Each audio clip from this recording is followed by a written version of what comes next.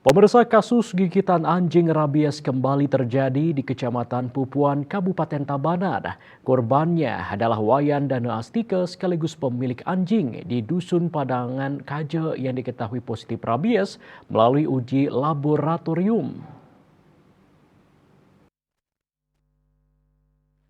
Kasus gigitan anjing positif rabies itu terjadi pada 12 Januari 2024 dan korbannya sudah mendapat penanganan.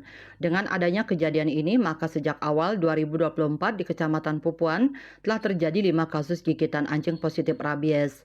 4 kasus gigitan sebelumnya terjadi di Dusun Padangan Kelod.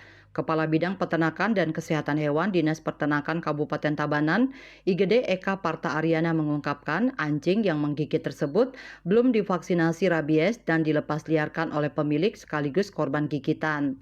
Menyikapi kasus tersebut, pihaknya akan segera melakukan vaksinasi emergensi menyasar Dusun Padangan Kaje dan setelah itu menyebar ke dusun sekitar.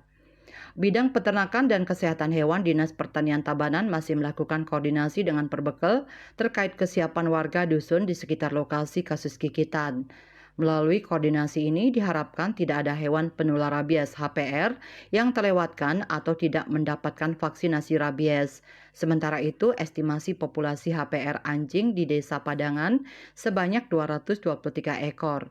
Sebelumnya, sejumlah HPR di wilayah Dusun Padangan Kelod sudah disasar vaksinasi pasca munculnya kasus gigitan anjing positif rabies. Sementara populasi HPR anjing di Dusun Padangan Kaje diperkirakan 60 ekor. Bisnis Bali melaporkan.